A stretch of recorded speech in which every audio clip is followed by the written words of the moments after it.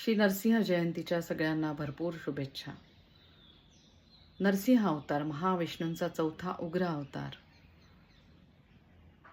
हिरण्यकश्यपू जो एक असुर होता आणि ज्याला वर प्राप्त झाला होता साक्षात ब्रह्मदेवांकडनं, की त्याला कधीही कुठल्या देवाकडनं, दानवांकडनं, मनुष्याकडनं, पशु प्राणी पक्ष्यांकडनं मरण येणार नाही.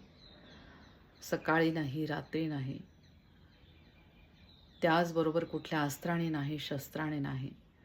आणि अशा प्रकारे तो खूप उन्मत्त झाला आणि त्याचा स्वतःचा मुलगा प्रल्हाद, जो महान विष्णू भक्त होता, त्याला संपवण्याचा तो सतत विचार करायला लागला आणि त्या प्रकारे तो कर्म करायला लागला.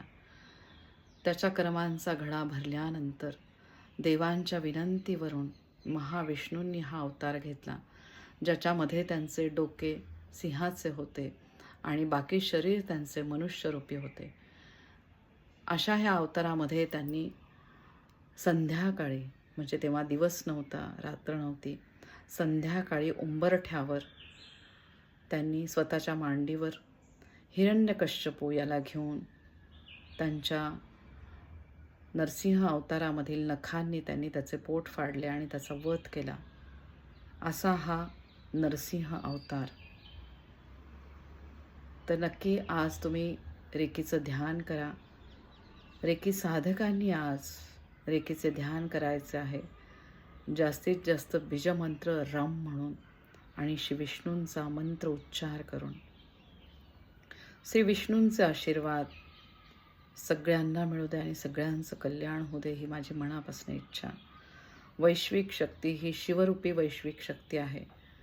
पण जेव्हा सातत्याने तुम्ही रेकीचे ध्यान करत असतात, त्यावेळेस शिवशक्तीचेच विविध रूप असलेले श्री विष्णू आणि बाकी सगळ्या देवतांचे तुम्हाला आशीर्वाद मिळायला लागतात. अध्यात्मामधील शक्ती तुम्हाला कळायला लागते. तर असे हे श्री विष्णूंचे आशीर्वाद ह्या अवतारामधील तुम्हाला मिळण्यासाठी नक्की आज तुम्ही रेकीचं ध्यान करा. ध्यानाची लिंक आज मी ह्या व्हिडिओमध्ये टाकत आहे. त्याद्वारे तुम्हाला श्री विष्णूंचे आशीर्वाद मिळून नकारात्मक गोष्टी तुमच्या आयुष्यामधून निघून जाण्यासाठी या ध्यानाद्वारे मदत होईल. तर नक्की आज तुम्ही रेकीचं ध्यान करा आणि सगळ्या बीजमंत्राचं उच्चारण करा. बीजमंत्र सिद्ध होण्यासाठी आजचा पवित्र दिवस. त्याचबरोबर आठवणीने आज तुम्ही मीठ टाकून आंघोळ करायची आहे. त्याद्वारे पण नकारात्मक ऊर्जा जाण्यासाठी मदत होते. ओम श्री विष्णवे प्रभ विष्णवे. श्री शिवाय नमस्तुभ्यं.